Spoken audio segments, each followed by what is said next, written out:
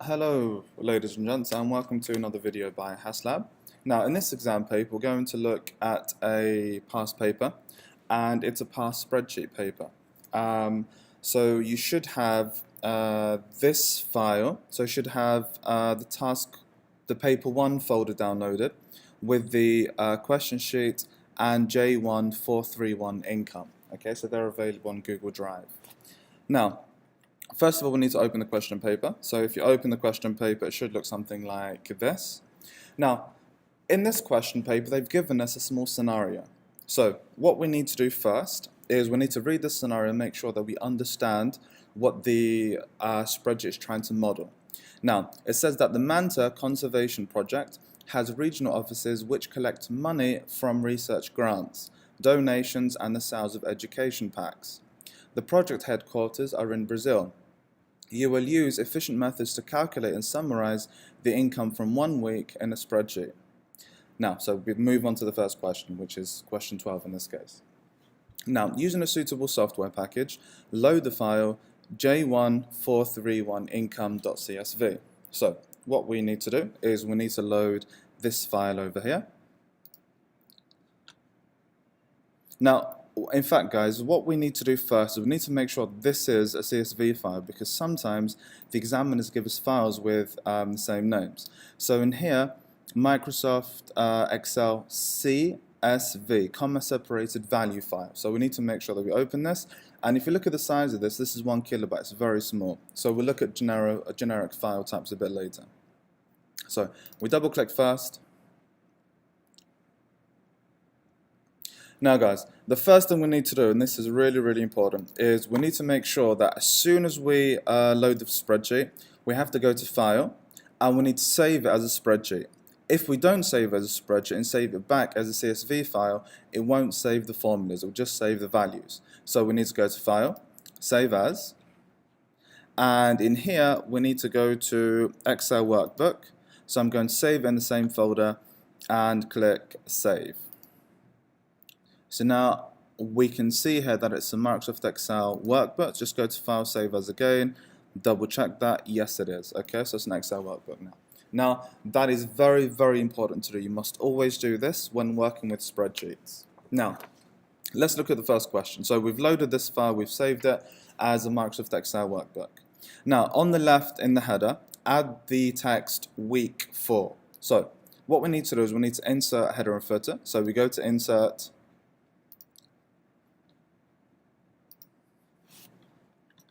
and header and footer, and it said that on the left insert a header.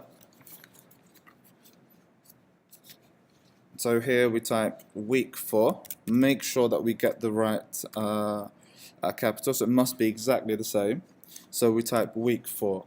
Now the next question, on the right in the header, add the text last edited by followed by your name. So this is on the right hand side in the header, so it's at last edited by followed by your name. So my name is Mr. Hassan. Okay, we then move on to the next question, question 14. So at the moment you should either have the question paper either in your hand, okay, or following it on screen. On the left in the footer, add the center number, candidate number. So we scroll down, and this is my footer. So on the left, I add my candidate number. I'm not too sure what the center number is. I think it's Q046. And, oh, sorry, that should be my candidate number. So make sure read the questions carefully. So my candidate number, let's say 9999, followed by 8888. Okay, obviously you'd write your own one in that.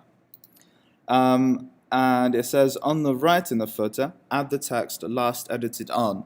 So here we type last, make sure it's capitalized of course, last edited on.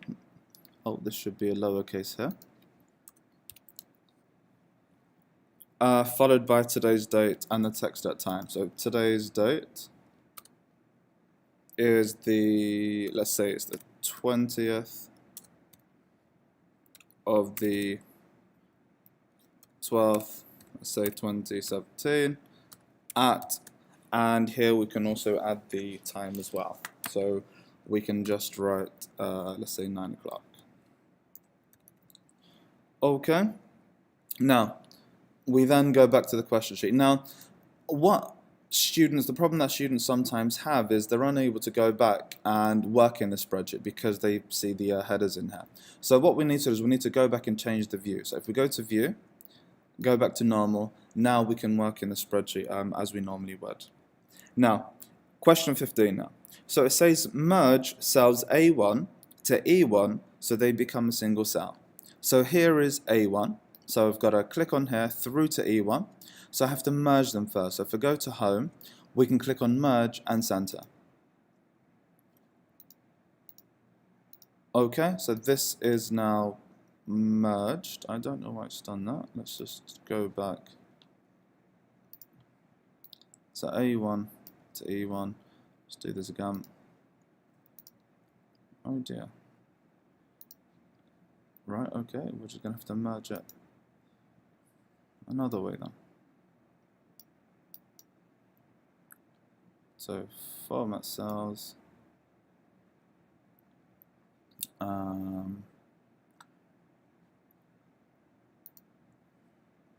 merge cells, we'll just have to do it this way,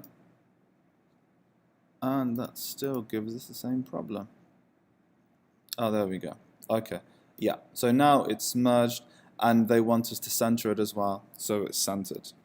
Okay, so format the text in this cell so that it is white, 24 sans serif font. So I need to choose size 24, and as you go through this paper in the exam, you need to make sure that you're ticking it off. Okay, so this is 24. Format is sans serif, so sans means without, so it means without the curls at the end. Okay, so here we can use any font as long as it has the curl. Sorry, sans serif is, yeah, without. So here we can use Arial. Okay, so 24 Arial. Okay, that's good. So format this cell so that it has a dark grey background color. Center align the content of this cell. So we've already center aligned it, and we can format it so that it has a dark grey background. So if I go to the fill color, just notice on here, guys, sometimes it will say, some exam papers say so that it's 25% grey or shading between, 25 and 50. So in here, if you hover over the grey color, we can see the shading. So here, this is 35. So I can, for example, use this. Okay, so that's question 15 done. So now we're moving on to question 16. Now in question 16, it says format cells C11 to C16 to 3 decimal places. Now, so here is C11 to C16. So we highlight that. Right mouse click, format cells. And here if we go to number, we can go to number, and it should be to 3 decimal places. Okay, so we then click OK, and that's that done. Moving on to question 17. In cell E11, use a function to calculate the regional income from Africa for the week. Use absolute and relative cell referencing. Do not use a named range. Right, so first of all we need to look at the cell. So E11 is here. Now, what we need to, doesn't really tell us very much over here. The only thing we know is that we have Africa here, we have AF here, we have exchange rate and rand. So at the moment, what I should have done at the beginning of the exam papers, I should have said we need to look at the model carefully. So what we need to do is we need to inspect the model and make sure that we understand what's going on. So in here we have some income analysis, we have income types, D, R, and E. And if we go back to the exam paper, in here it says that the Mantra Conservation Project has regional offices which collect money from research grant donations and the sales of education packs. The project headquarters are in Brazil. You will use efficient methods to calculate. Now, so what we have here is we have a week's worth of regional income. So in here, we're assuming that we've got to use this information here to get something in here that then generates a number here. It's the only thing that makes sense in here. So if we look on here, the dates are between the 20th and the 26th, which is about a week. So what we've got to do in here is we need to basically find all AFs. So I need to do 15 plus the other AF, plus this. So 15 plus 20 should be 65. So what do I need to do? If I'm adding numbers, I need to use a sum if function. So I do equals sum if, open bracket. My range in here, I always start with I'll think about the criteria first. So if my criteria is AF, AF must be in the range. So it must be my range over here. So here I have my range. My criteria is AF over here. And my sum range, what is it that I'm trying to add up, is this over here. So what I need to do now is I need to fix this. So obviously on a normal keyboard it's either F4 or Fn and F4. I'm going to try F4 on my keyboard, but I'm not too sure it's going to work because I'm using a Mac at the moment. So what I need to do is I may need to put it in manually. So yeah, I think I'm going to have to put it in manually on mine. Actually, what we need to do first is, we've just done this. Let's see what happens actually before we do this. So we click on here, we drag down, we replicate the formula. Okay, the values look okay. What we then need to do is always double click on the last one and check the ranges. So is this in the right place? Yes, because it should be checking South Africa. But we can see that the blue one, okay, and the purple ranges moved. So this is what we need to make sure that we fix. Okay, so we go back to the first one. And this is where we add the, you press F4. So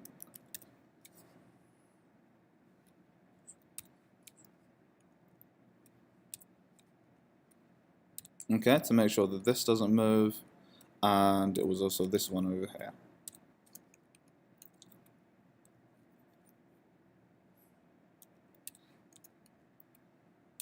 Okay, and then we push enter. We then click on here, drag down, and we can see some of the values have changed. If I double click again on the last one, I check to see if the values are in the right, if the cells are in the right place. So is this in the right place? Yes, it is. Now I can see that my range is in the right place and my sum range is in the right place. So always make sure you do that, guys. Remember, you will be against the clock, and you need to get yourselves into good working habits from now. Okay, so moving on to the next question. Format cells E12, sorry, question 18 is replicate this function for each region to cells E12 to E16, which I've just done. Question 19 is format cells E12 to E16 into the correct currency format for each region. Obviously in this question it says you may use the internet or an electronic encyclopedia to identify the number of decimal places for each currency. However, in your exam, because it's a new specification, you won't be allowed to do that. So what you need to do is, I'll show you how to do one, then you can do the rest. So for example, if I wanted to do euros, I would right mouse click, format cells, I would go to currency, and in here I would try and find the euro sign. So the euro sign is, that's the pound. Yeah, so here these are all the euro signs. If I click on here, it doesn't really matter which one. Click OK, I've formatted this to euros. Okay, so you're going to have to do this for the rest of the paper. So moving on to question 20. Use cells B11 to C16 to create a named range called rate. Okay, so here we have B11, to C16, and here I need to create a named range. So the way I do that, I right mouse click, I then go to define name, and in here I'm going to call this rate. Okay, if they ask for a print screen, this is the evidence that you've created your named range. So we then click OK. Now look at what happens here, guys. So if I click on it, it shows me the cell references. Oh, let's cancel that. Okay, and if I highlight all of this, it always gives me rate in here. Okay, Now, 20, show evidence of the creation of the named range in your document. So basically all I need to do is right mouse click, format cells, right mouse click, define name. Okay, and in here it should say rate, yeah, so it would just be the rate, and so this will be the print screen. Okay, now question 21. In cell E19, use a named range rate to calculate the income in Brazilian real. Replicate the function for rows 20 to 39. So what I need to do here is I've got to find the regional income, but it's asking us to use this rate, which can only mean, so what it must mean is I've got to look up this value here into this table here to find the exchange rate. Okay, then once I've got the exchange rate, I must then multiply it by the rate to convert it into Brazilian reals. So what I've got to do here is I've got to use a VLOOKUP. So first of all, let's get the VLOOKUP working. So here I want to search for the R code. I want to search for the R code in this area here. Remember here, guys, that if this is your lookup value, you must highlight where is AF. AF is in here. So you must highlight this column first. You then highlight right, so always move from right to left, because the way the VLOOKUP works, it looks for AF in the first column that you highlight in here. Okay? And we can see here that it's used a named range rate in here. So if I go put a comma in here, my lookup value, because I highlighted this first, this becomes 1. This is my 2. Okay? So column index 2, and in here I want an exact match. So I push enter. It gives me the reals now. Okay, so it gives me the exchange rate. So what I need to do now is I need to multiply the exchange rate by the amount to find the total value. So I then put multiplied by 15, enter.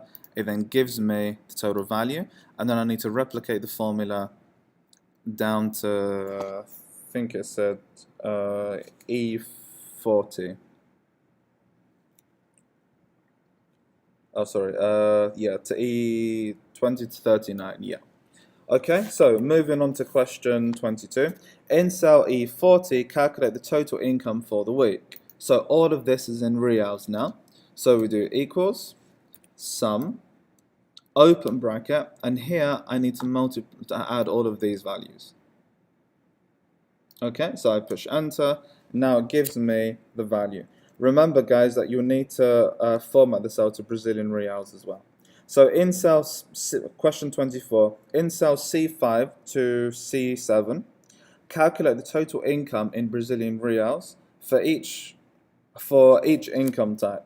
Format these cells appropriately. Now, we already know that this income has already been converted into Brazilian reals, okay, because we've just done that task.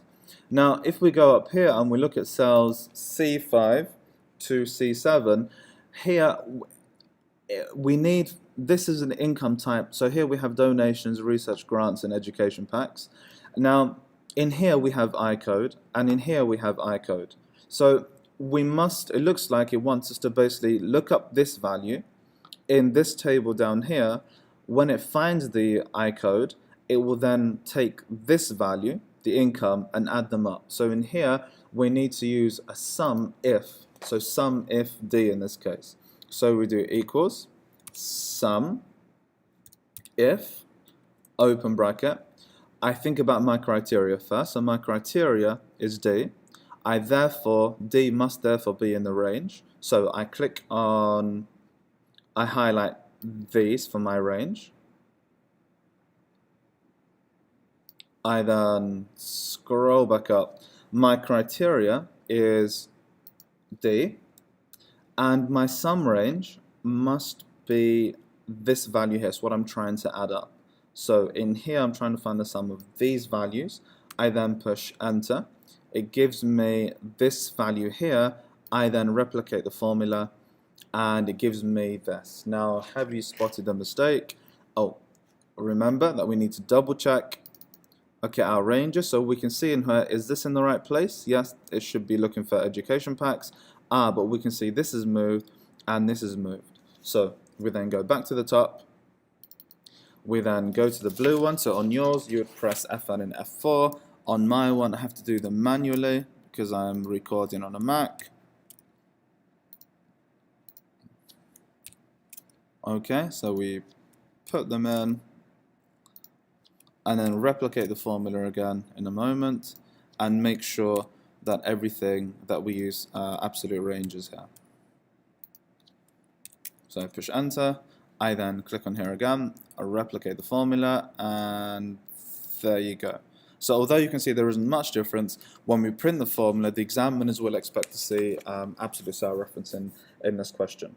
Now, so we've just done it. So question 24, in cells, yeah, C5 to C7, calculate the total income and Brazilian reals for each income type.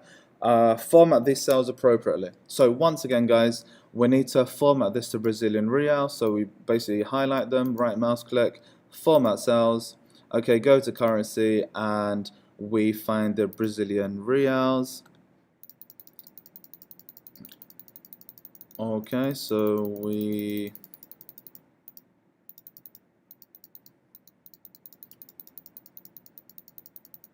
I'm gonna leave you guys to find it, okay, because this is gonna be boring otherwise for you. So we'll just go to, I'll just click on here, okay, just for the sake of it. In fact, I'm gonna cancel that, okay. So you've got to find the Brazilian reals. Now, question 25 is to save and print the spreadsheet showing the values. Make sure that the content of all cells are fully visible and that the printout fits on a single portrait page. So the way we've got to do this is we need to first of all make sure that all values are clear. So the best way to do this is to go in between the columns, double click, and just to make sure that everything is clear. Okay, so then the way we print this is we then highlight, okay, our values. We then go to File, Print. In the print, because I've highlighted them, go to Print Selection. Okay, so here it'll print the selection. Now we can see that it's on a single portrait page, so we can then go to File and Print. Question 26, print the spreadsheet in landscape orientation, showing the formulas used. Okay, so what we need to do is we need to show the formulas now. So we've got to go to Formulas, click on Show Formulas, and we go through the same process of making sure that all the cells are clear. So we double click again, go through them. Okay, so now we can see all the formulas are clear. We do the same thing. So we're going to highlight what we want to print. So this is going to be our print area. In fact, what I'm going to do, because it said landscape, change the page orientation to landscape. Does it say on here that they want it to fit on a single page wide?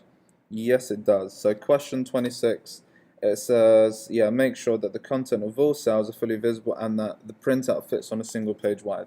So what we've got to do here is we've got to go to File, Print. I'm going to click on Print Selection, okay, again, and in here I'm going to go to Scaling, and we want Fit on one page.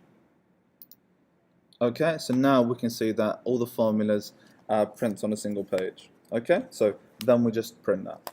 Question 27, create and label a chart to compare the percentage of the income in reals for each region. Okay, so we need to go back to the spreadsheet now. We've got to go to Formulas, Show Formulas, and in here, this is the region. So it looks like they want us to show the income in each region. Okay, so it looks like this information here. So this is the region, and this over here is the income. So what we need to do is we need to highlight these values here. Okay, now in here I want to select the region and the regional income. So I have to press Control. When I press Control, so let me just explain how I do this. So I select the region. So the rules are you must always make sure that you highlight the same number of rows. Okay, and they should be in the same areas. So for example, this wouldn't work because we're highlighting one more row up here than we are in here. Okay, so we highlight the region, and then we press Control to skip these three fields, and then we highlight the regional income. Okay, and then take the finger off control. We then go to insert. They wanted a pie chart, so we click on here. I then go to pie chart. We can see it's put the pie chart in. It says show evidence of any calculations and values used to create the chart in your evidence document. Okay, so in here we have the regions. Okay, so let's just have a look at read of this. Create and label chart to compare the percentage of income in real for each region. Okay. Let's just hang on a second. Just need to, guys. I'll be back in a moment. Hey guys, sorry. Okay, going back to question 27. It says create and label a chart to compare the percentage of the income in real for each region. Now, what we can see here is I've just created a graph, but that doesn't look very accurate because these look like they're in the original regional income. So what we need to do here is, let me just delete this graph a moment. Okay, so what we need to do here is we need to convert this to real. And that was something that threw me off a minute ago. So if it's in reals, it's this over here. So this is the regional income multiplied by, okay, the exchange rate over here. So this will then convert all of these regional incomes into Brazilian reals. Just make sure it's multiplying the same values, the right values here. Yes, it is. So in here, I'm just going to right mouse click. And here, I then go to region, control, and then my new regional income, which is in Brazilian reals, in here. So then I then go back to insert, pie chart, select my pie chart, and double click. Now, do they want anything on the pie chart? Yes, it says show evidence of any calculations and values used to create the pie chart in your evidence. Place a copy of the chart in your evidence document. It doesn't say. Oh, it says, sorry, question 27, create and label a chart to compare the percentages. So in here, they must want the percentages in here. So if I double click, I can then click over here, and we can see the percentages for each of the regions in here. Okay, so I think that there is fine. Now, what we then do is we then, yep, that's okay. Place a copy of the chart in your evidence document, so you then copy and paste it into your evidence document. In here, they would also want evidence, okay, showing how you've calculated these as well. So probably either the formula view. Yeah, in fact, it would be the formula view showing how you've created the new regional income. And then to save and print your evidence document, and that is the end of the exam. Okay, so make sure that we read the question carefully. Now, if I go back to question 27, what threw me off, what made me realize that, hang on, there's a little bit more to this question, was where it says show evidence of any calculations. So what the examiners have really said is, look, there's a clue here that these values here, they probably won't, it's probably not these values because we've already printed them. Why would the examiners want us to show calculations, something that we've already calculated and we've already printed in the exam? So that's what made me think twice in this case. Okay guys, thank you for watching, and I hope to see you for my next video. Thank you.